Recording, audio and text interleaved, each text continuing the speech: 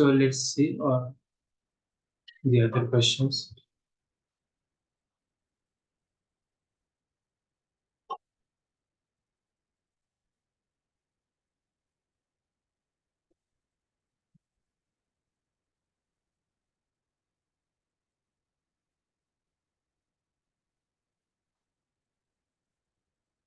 Part B, part B. Okay.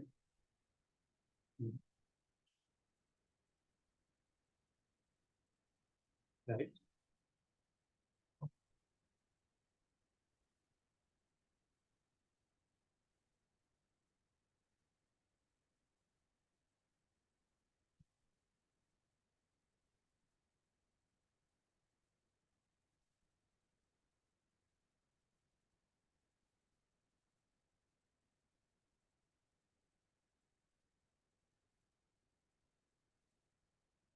Yeah.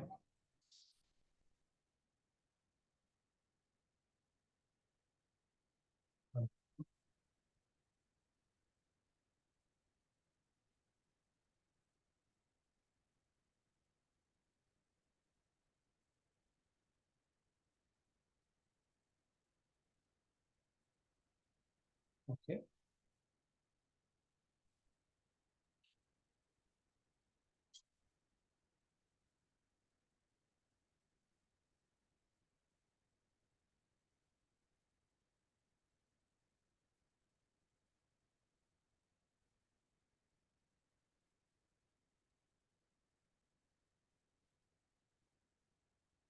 Oh.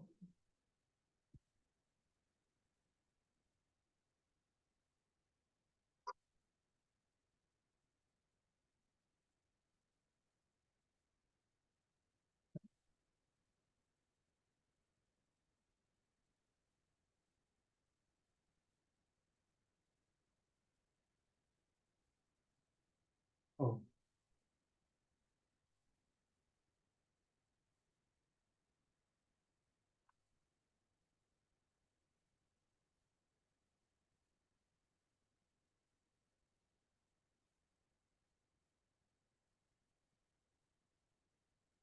Hmm.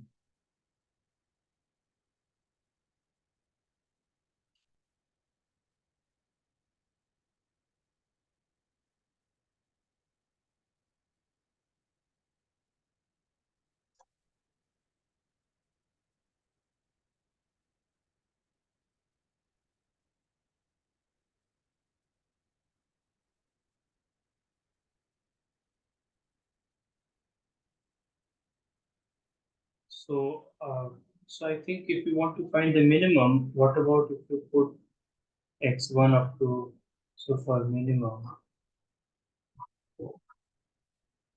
I'm just thinking, if you put this equal to this,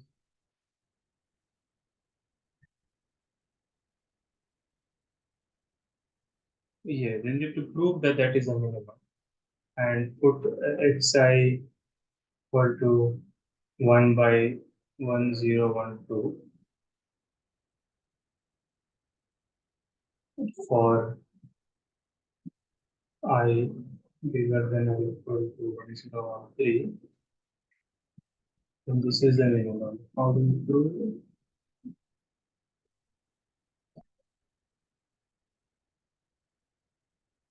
We want to, if we just call this thing F, then claim is F is bigger than or equal to,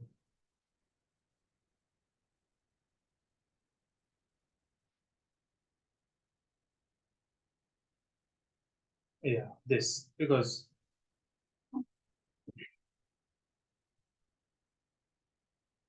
right. Hmm.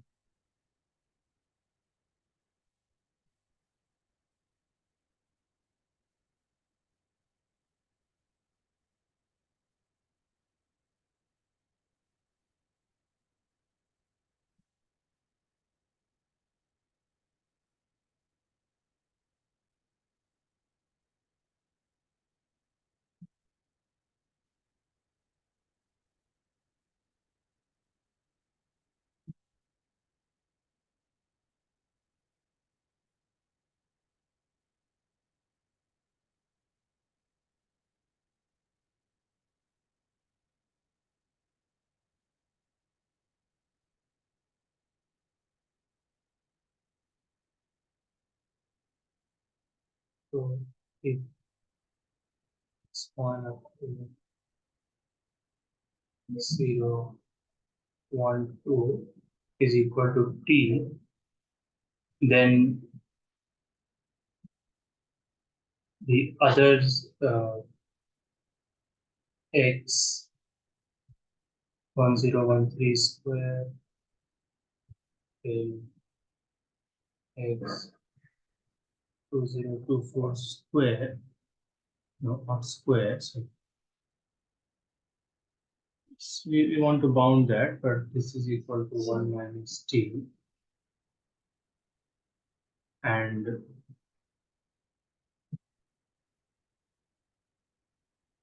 uh, right. So then, hmm,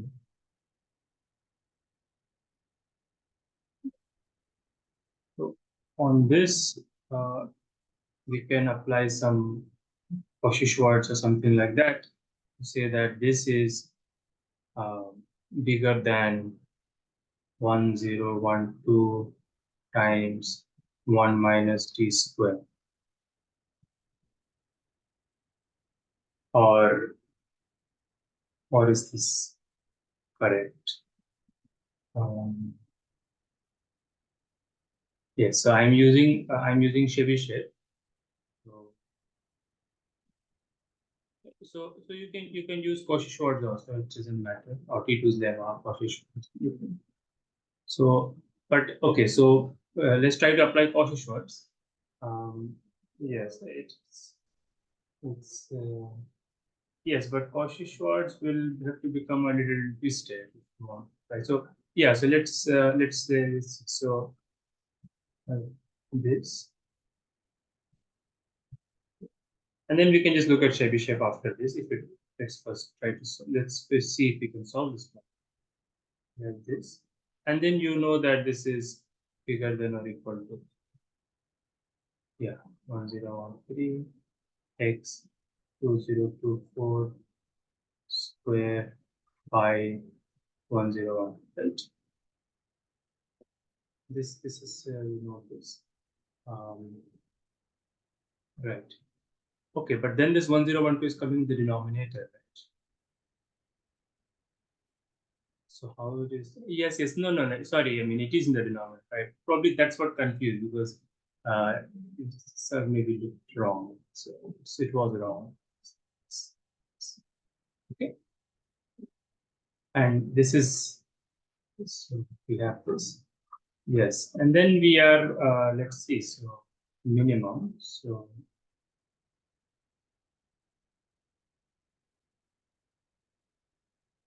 um,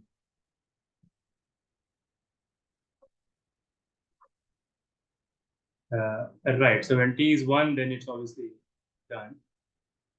When t is 0, then also we are getting right. It's bigger. Uh, but then it's becoming bigger than 1 in that case.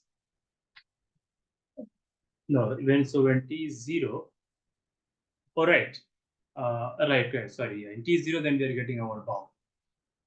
But now you can just try to minimize this function. It's done, right? This is the quadratic function. It will minimize at 0 or 1 at one of the endpoints and so on.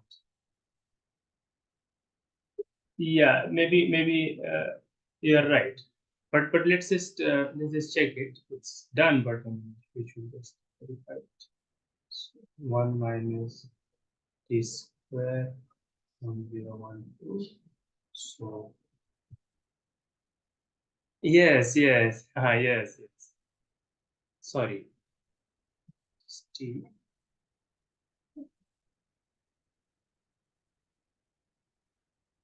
Yes, exactly.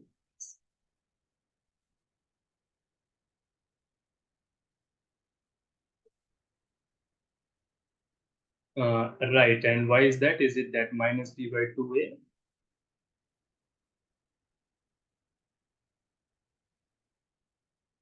Ah, right, right, like this.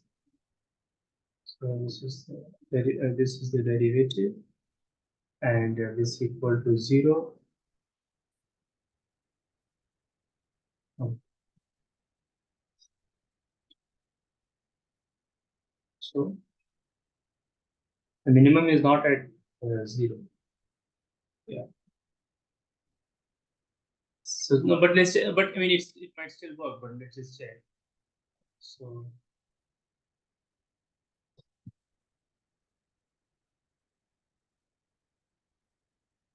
we have this. So we have 1 minus t by, yes, and yeah, so 1 minus t by 506 is equal to 1. Right? Right. And so the minimum is attained at 50 minus 505. Yeah, is that correct? Yes. Uh, yes, so that is correct, right? The minimum is attained at t equal to this. Okay.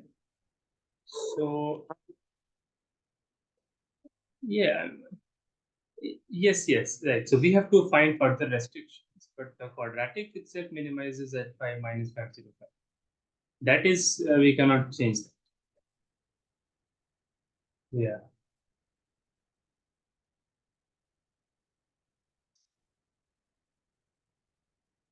exactly. That is the point, right? So, so that's the thing. So zero is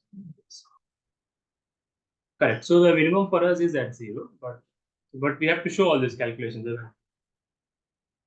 And yes, and in fact, you see, I mean, even if you don't make this claim in the beginning, if one just says that let's put this to be t, just partition the problem like this, just put this to be t, and then apply Cauchy-Schwarz on the rest, right? And then you can arrive at this quadratic and minimize that, and then you get that this is going to be a lower bound, and this lower bound you will get to be this, and then this is attained, then these are equal. So you will, yeah. So even if one doesn't predict this, but directly goes by calculus, just like J. But anyway, so this is the minimum. And for the maximum, I suppose it will just be the opposite. You need to just put this to be equal and put these to be, put the xi squares to be 0. And by the way, you don't see my cursor, right? If I wave, no. Yeah, that is, I think earlier it was not like that. So anyways, I should add. Yeah. Okay, okay. That can use. Yeah, they probably now have some highlighted features. So one has to quickly use that. Yeah, yeah. Maybe that. Maybe. And then there is smart drawing. Also, it recognizes. No, I don't want it to recognize what I'm going to do. Okay. So let's keep the maximum part, right? It would be some. You can do it. Mhm. Okay.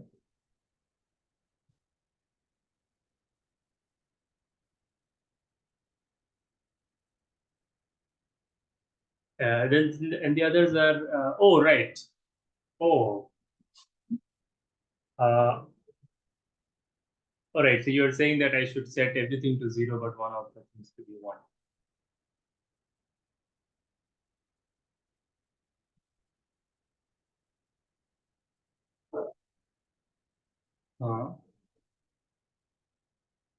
Uh, no. Uh, yes. Right. Yes. Yeah. That way you get 1, but I yes, and that is the maximum, right? Maximum cannot be. The maximum is certainly less, so you don't even have to prove anything.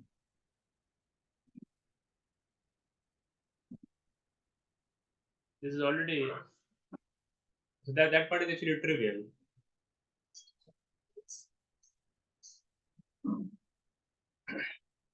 Right. But you should look at this Chebyshev inequality and see what it is trying to say. Maybe you can look at this later, see what it is, because it can be very useful. Or, yeah. Also, you should look at this Lagrange interpolation because, right. So then you can. Yes. No. Oh, sorry. What did I say? No. No. No. Sorry. Not the interpolation. The Lagrange multiplier.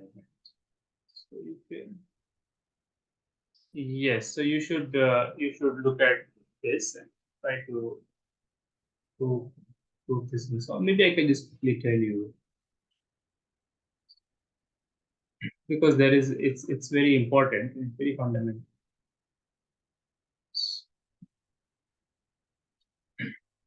Right. So let f be a function, some function from Rn to R, this function, and then let S be the set, which is f inverse something. Let's say f inverse 0. So this is like a surface. Okay, like if your function is x comma y going to x square plus y square minus 1, then f inverse 0 is the circle. You see, so right, so this way you get these surfaces by this inverse images. Okay. So right, this is the surface, and also we assume that if you like the gradient of f, but you can define it. The gradient of f at every point p is not equal to 0 for all p in the surface, and the gradient just means that this vector of partial derivatives. This condition is important for it to actually become a surface. So, we have this. This condition is needed and it will usually be satisfied. It just means that at least one of the partial derivatives is not 0 for those p in the surface. For example, if you look at the circle x square plus y square minus 1, both the partial derivatives are 0 at 0 comma 0. Right. But that point we are not interested in because you're taking f inverse of 0. So this is equal to 0. So that point is not in the surface. Yeah, it's in the domain of the function, but it's not in the surface. So that is the thing. Then if P is a local minima maxima, P is a local minima maxima of G. So now you see G is some other function which is from the surface to R.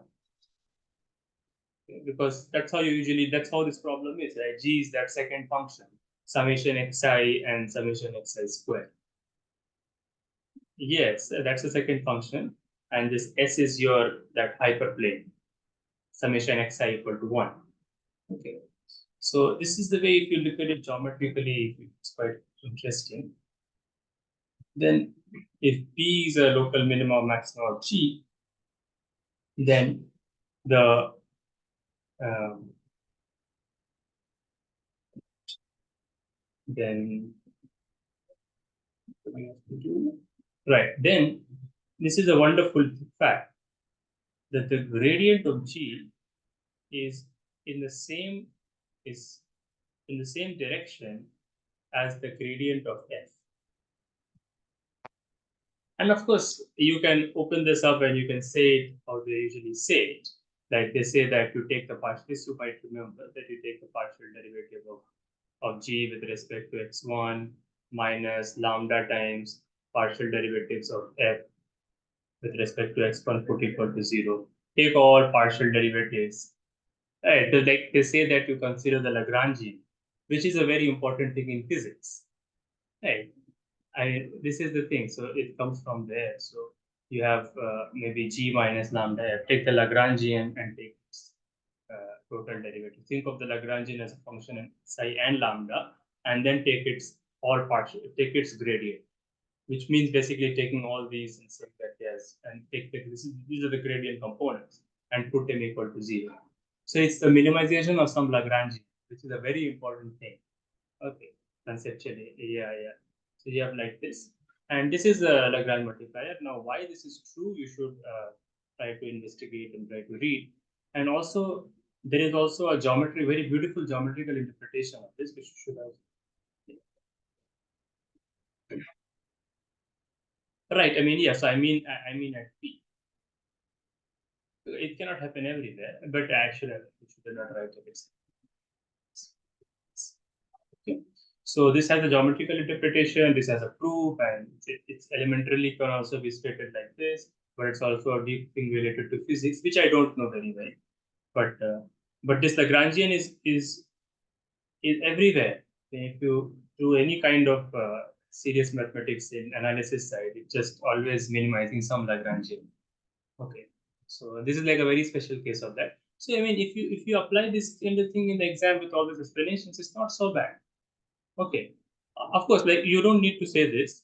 You don't even need to say this. Even if you say this thing clearly, it's okay because I mean, what happens is that the proofs of these kind of things are basically uh, almost the same thing as understanding these things better and better. So if you can state it very clearly, it means that you have some understanding.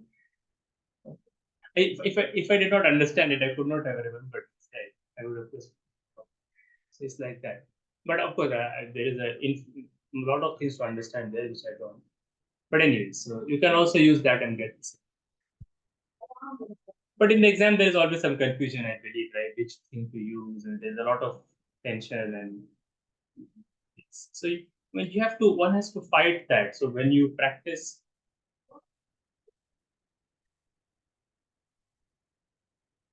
actually, no, but yes, I think that you are not able to. You're getting confused about what to try. You may think like a lot of ideas are coming, but you don't know which one to try. So that you have to constantly fight for, even when you practice. Okay, like hmm, uh, yes, but even the other thing which you did not attempt, so then it's a different thing. Yeah. So you see, then I would suggest this thing that you see that in the paper there are some questions which would be very easy, right? So one should not spend too much time. Okay, one should quickly get what we do because see in the exam when we start, inevitably in the beginning our confidence is that we are a little slow, right? I mean, at least I have felt that. Especially now that I am older, right? So it will little slow in the beginning. So what we do is we typically maybe take the easier problems to try. I don't know which one we find that we can just do. Okay. But then what we I think we end up spending more time on them than okay. So you should think clearly, yeah, and if you think some clear statement, just write it and done. You don't need to write paragraphs.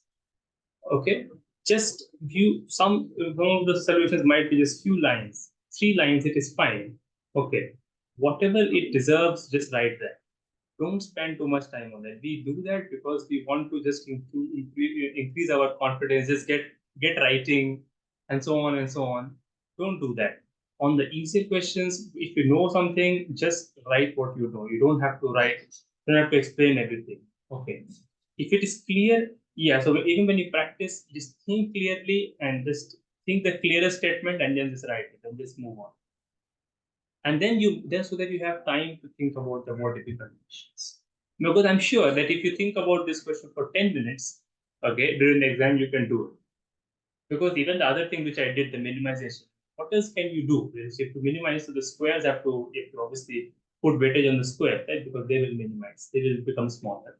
So I just did the most obvious thing. So that's all. So, but you have to take the time to spend time on this. Same thing. I also did my this JRF exam. So yeah. So in the part A, uh, in yes, in part A, yeah, we had some easier questions, and I also spent a lot of time on it. Okay, first I think of some solution using some more advanced theorems, and then I'm like, no, then I'm like, easy one. But all this is completely unnecessary, right? Just think about the basic, and I could have just written that, and then I also did not get the time to think about one question. And really, I did not. In the end, if you see, we really did not do it because we are somehow uncomfortable with those kind of questions. Okay, somewhere inside we are uncomfortable with certain kinds of questions, like if there's some question on differential equations or probability, something which you don't like, you actually try to avoid it. And so we just make ourselves busy with other questions so that in the end we just say you don't get time. But actually the thing is that we don't want to face it. So all these things you have to resolve. Yes, you try to avoid it. Yes. So this is so like me also, like these differential equations I try to avoid them. But what they just bad. So anyways, you have to see, keep this thing in mind while practicing. Okay. Yeah, I mean, these things can happen. In our MTA, there was no algebra question, only analysis and analysis, different kinds of analysis, complex analysis, functional analysis. There was no algebra question at all. Even in the second paper, there was only one algebra, only one. And then,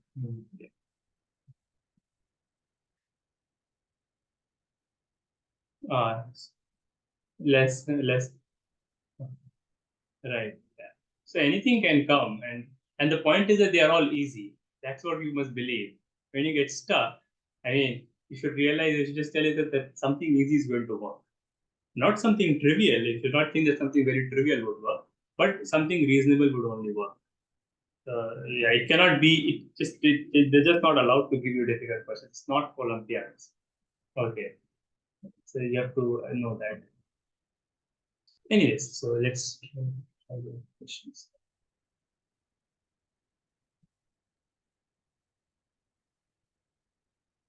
Okay, yeah, sure. Right. Family of polynomials. Okay.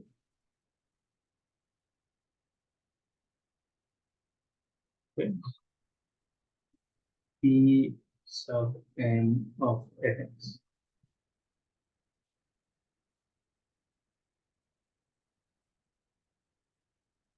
Oh,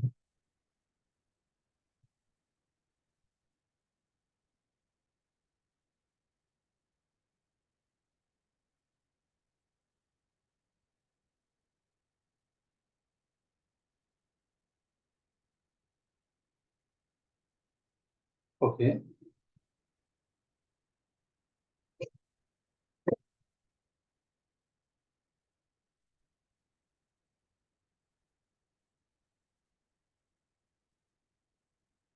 Yes.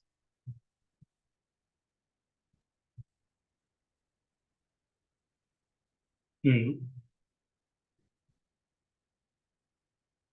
Hmm. Right. Right.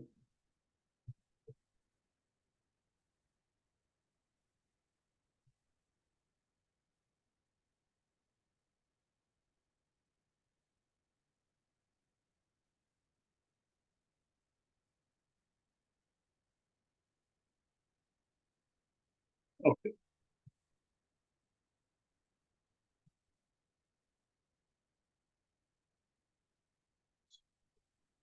So Pn has no negative roots.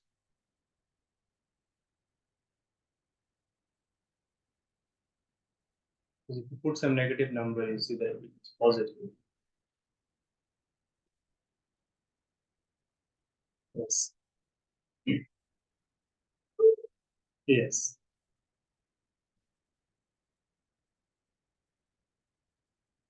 Zero is not a root. Right. And when x is negative, sorry, yeah, when x is positive, also. Then it is, let's see.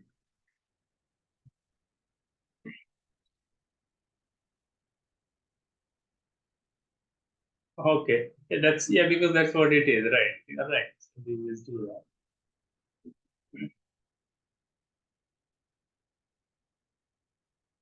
Okay. So what? Okay. Mhm. Or integral, but under derivative. Yeah. I thought because I mean you just divide, but no, I mean, that's not that's just math. Yeah. Okay. So you take the derivative. Okay. So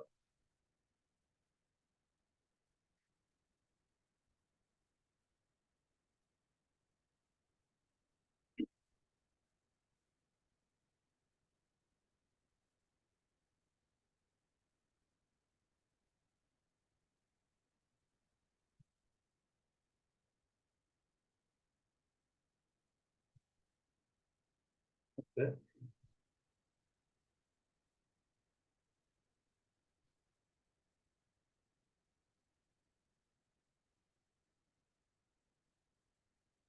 Okay.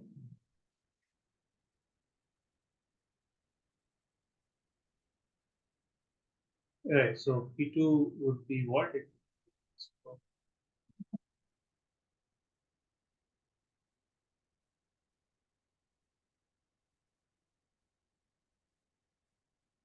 Yeah, plus 5.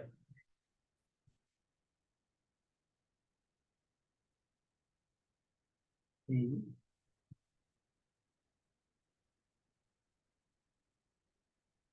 Uh, differentiate.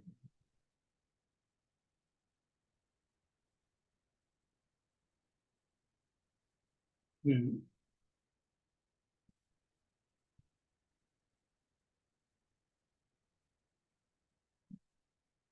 Mm, yes. Right. Yeah. That's right. So in general, they are symmetric. Right.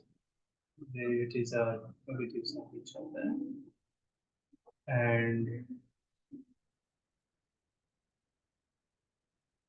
I don't know. I mean, this also doesn't have any negative roots. But if you want to use symmetry, oh, okay. So if you yeah, so if you want to use the symmetry, then you get that it has yeah.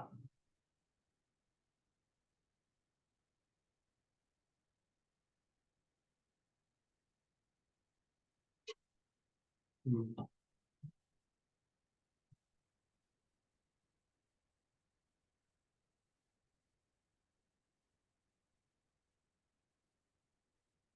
Yes, right. So basically, you proving that P2 prime has no roots.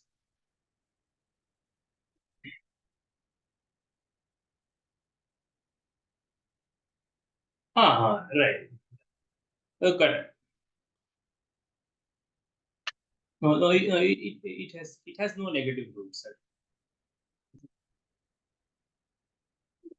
One is the and one is the only root. That's all. Yeah.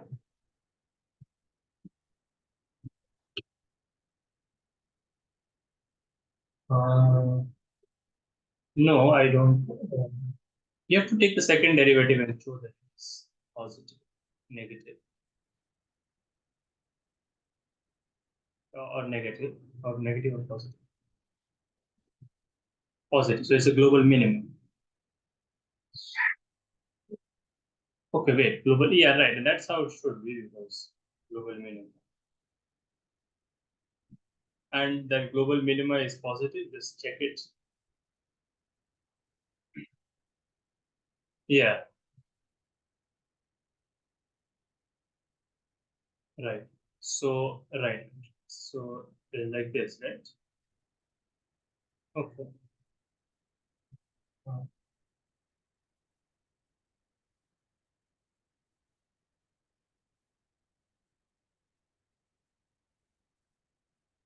Right. Yes. And you just found the global minima, right? Which is enough, I suppose. Yeah, it is positive. It is positive. So, um, oh, this also does. This shows that it's always positive. Yes, this is fine. This is okay.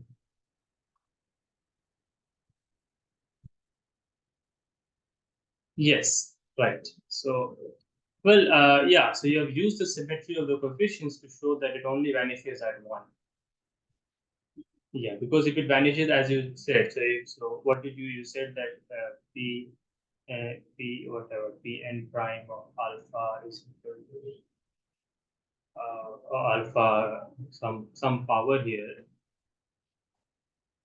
What 2n minus one, right? This will be maybe minus one, right? No minus, right? No minus.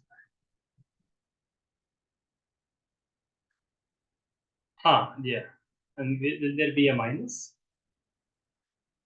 Yeah, so that's what we will need the minus because from inspection you can say that it has no negative roots, and then from this you can say that uh, it has no positive roots other than okay minus. Then how do you show that it has no positive? It has no roots other than one. Mhm.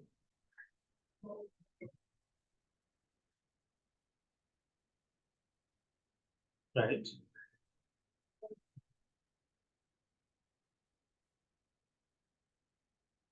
right,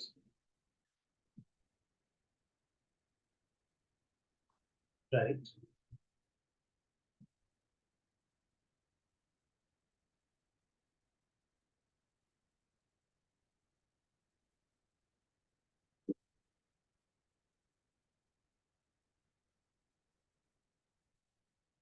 No, the sign changes. So you have to use that. Sign changes.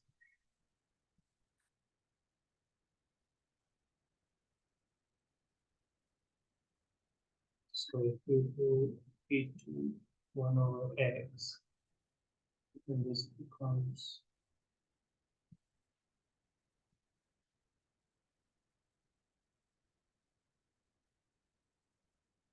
this is equal to minus O. All right. Sign doesn't change.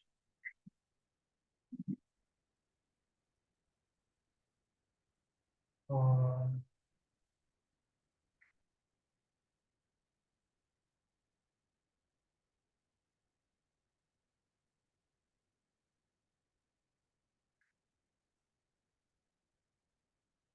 okay.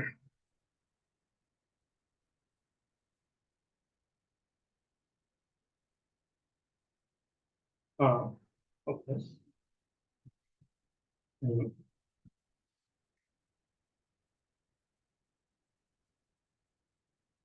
So about the roots, you have to show that it has. Uh,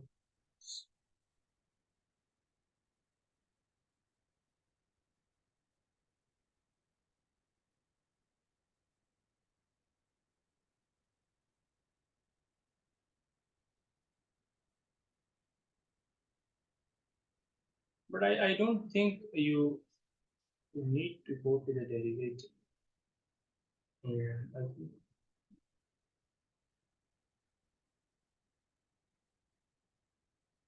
yeah. I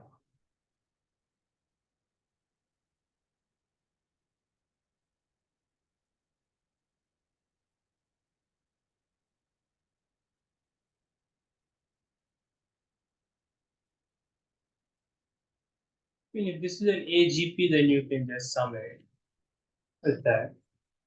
So Because I mean I don't know how to show that this has no other root because or yes, or maybe see like if it so you have that x equal to 1 is a root, right? So why don't you divide and see if there are some if the quadratic has other real roots? Let's do that. So how do you?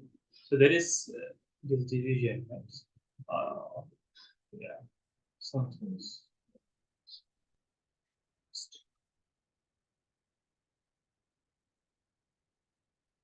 because then will actually know if it has.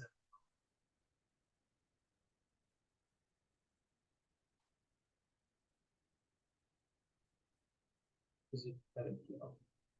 Minus 6x. So 4x square minus 2x plus 4. So 2x. No, right? It's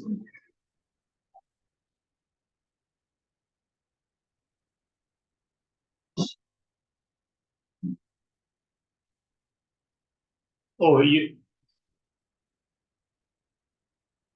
getting x minus 1 whole square?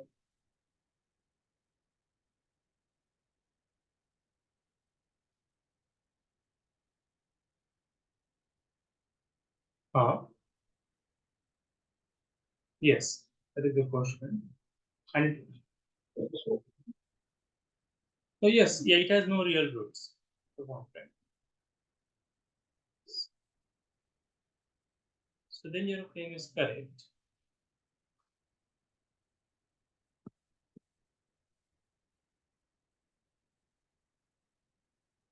So in this case, it's correct. It has one is the only real root.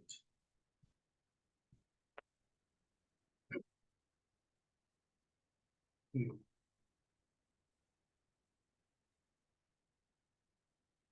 Right. Then you'll be done.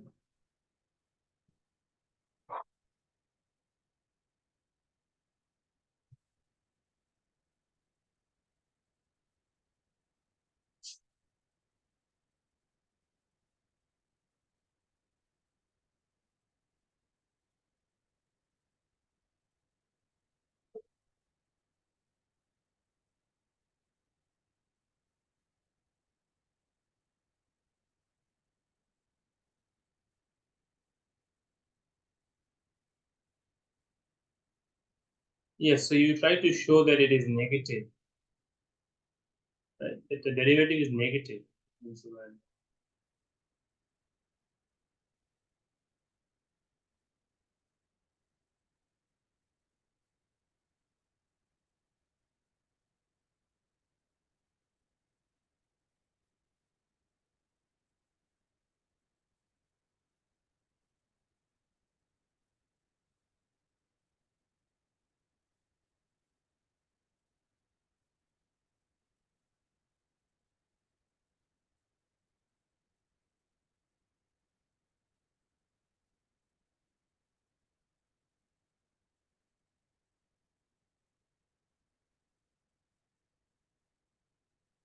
Right.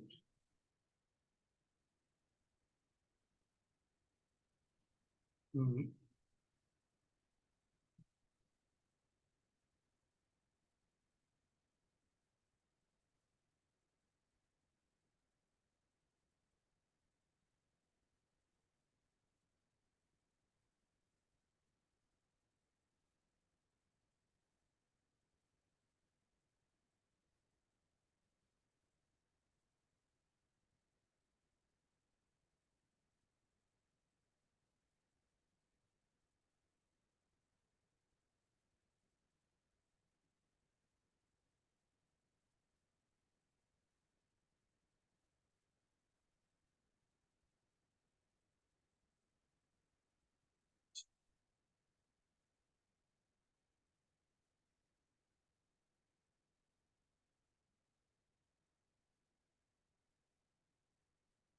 Let's do.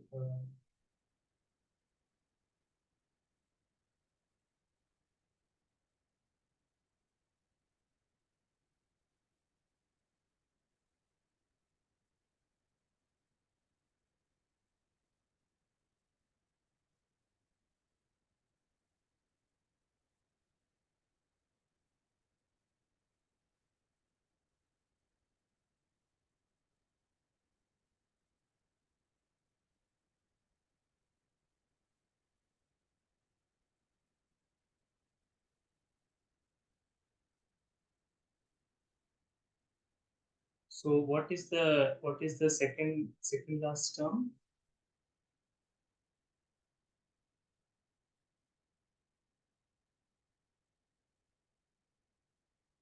Minus two, right?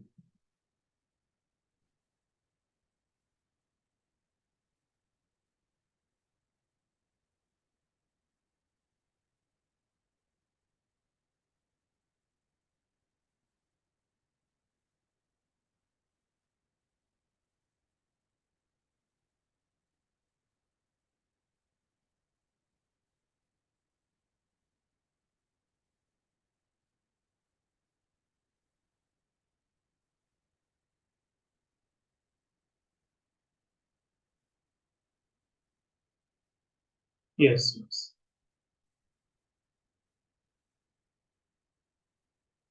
Right. Yes. Right.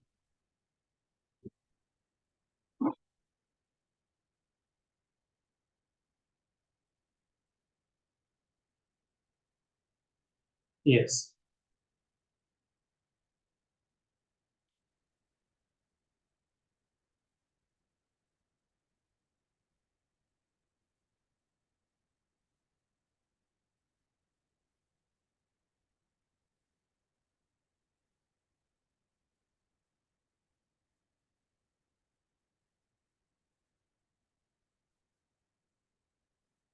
Yes. But yeah, that's yes, because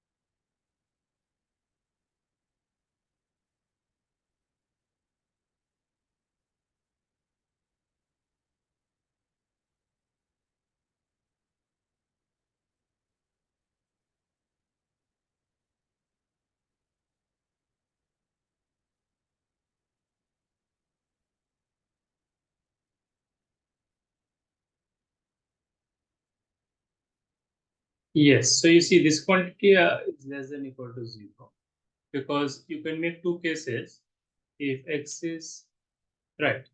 And no, I'm sorry, you don't need to make cases. You just say that x is less than 1, right? And from there, you can just say that this thing is less than this thing because you just put x equal to 1. And yes, and even this thing is less than 2n minus 1 minus n. And this thing is 0. Okay, so what I did is I'm pairing up because see, if as you said, like we can pair up the user symmetry. So if you just pair up this two, you see that it is negative. But if you pair up this two, you see that it is positive, right? But then it means that you have to actually combine all four and show that they balance out, and it gives you negative because because that's how you have to do because if the polynomial was low degree, then these are all the terms that you will have, right? So these four should actually give you negative. Means you know that in both sides, right? Yeah. So then you keep pairing up the things in like this, and you keep doing it. And if it is 0 modulo 4, then right, then you will no, there are even number of terms. The degree is odd. Yeah. So there you have to see yes. And if it is 2 modulo 4, then you will get two terms in the middle. And you have to just pray that it will be negative, yeah. And but you can just it will has to be negative because I mean that will correspond to the case when n equal to 1 or something, right? So this way you show you have to pair it up like this, and you have to see basically like what we are doing. We are proving something stronger, right? But it is easier to prove. Yeah, we are actually showing that this first two and last two is working. Like you said that you should pair up, right? It's a symmetry. But this is how this is a way to use it because this is how it should balance. Because you have to know that what is the generality of the truth. The generality of the truth is not just for this n; it's a family of polynomials. That's what they said in the beginning, right? So you know that it's true for all n, and so you know that it should be true in this special way because it should be true for all n. So you can predict it, and then you just small change. So I think this fine, but also you could have just directly done by HTTP. I don't know, that could have been easier. It's interesting. Yes, yes, yes. So with this symmetry, we actually proved something stronger. Actually, that this has, yeah, it is decreasing in this domain, and so we have shown that the function is increasing and decreasing. So you see, and I mean, this is another kind of thing. I mean, that if you have a polynomial and you want to show it has no real roots, of course, I mean, you should one can imagine like so. Of course, in general, the polynomial could have been like this also, right? But you see, but because it's true for every n, so it means that this polynomial should be special, and that special means that it should have only one global minimum. So, I mean, one can predict that and then directly go to the derivative and go there. Even for harder problems, that might be the only way. But but you have to know, you have to somehow predict how is it going to work? Is it going to work like this or like that? And for that, you have to hmm, okay,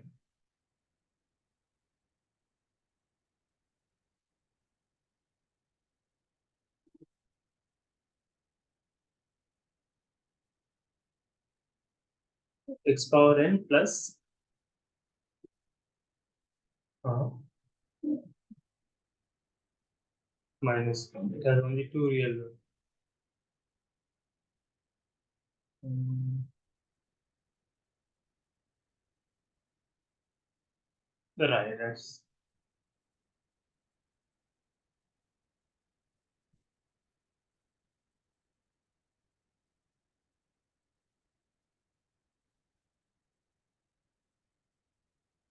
right. So that's what, yeah. So you use the symmetry and here 0 and 1 and you showed that yeah, so once you have the symmetry then you know kind of what to do.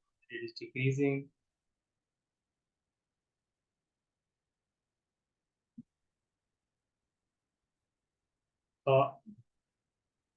Okay. Oh, so at 1 by 2 is negative, right? Hmm.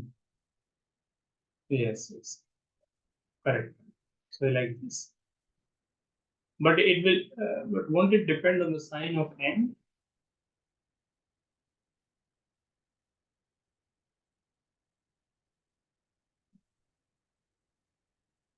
That's um, no, but wait. So you show that at half. So you show that x greater than half, it is increasing, not decreasing.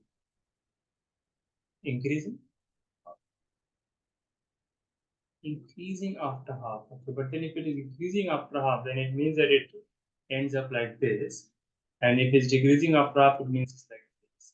Which means that the degree of this polynomial has to be even. No.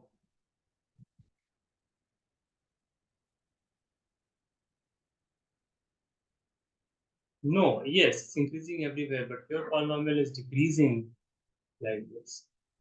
Right. So you say that when x is less than half, it is decreasing. Uh, but why? Let's see. Um,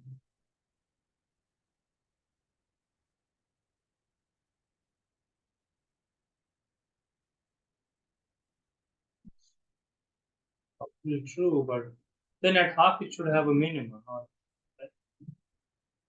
At half it, but yeah, it is zero. Of course. So at half it is zero. Mhm. Yes, but then the graph of the polynomial is like this. So it means that x tending to infinity and minus infinity, fx tends to infinity. Right. But that means that the degree of the polynomial should be even.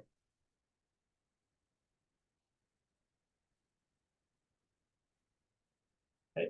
It's true that at half, so mathematically we have I can see that it is local the minima there is a minima at zero at half, but then the degree should be even.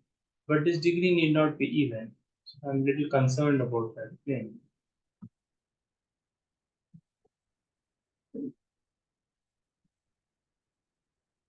No. So I don't think it is possible because this degree is odd also.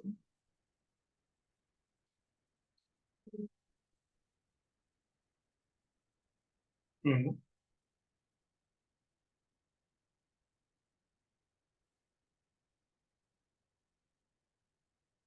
No, yes, that's right.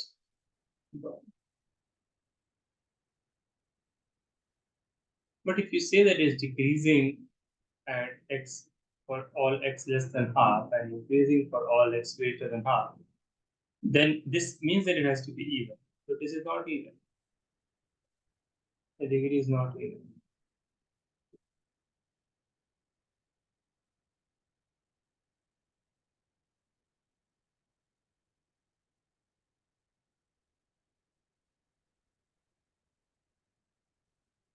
That will depend on the sign of n. That will depend on n.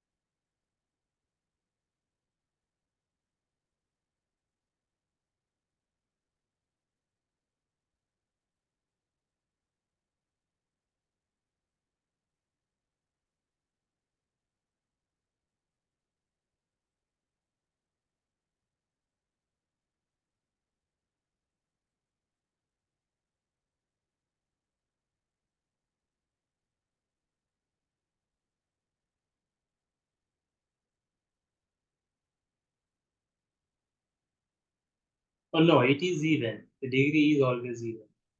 Because you see, when n is even, then the degree is n. But when n is odd, the degree is n minus 1. So the degree is always even.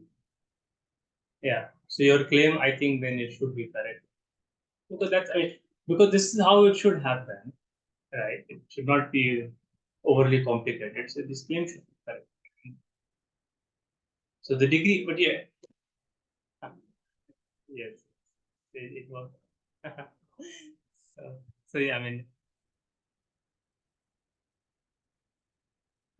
okay, okay, yeah, it is, it is. It's correct. I think it's. Oh, okay. So let's stop here then. Yes. So we ended up discussing two questions from SI and one other mock test, right? See how to do. Hmm. Yeah, so it's this Sunday, so you just prepare. It is, yeah.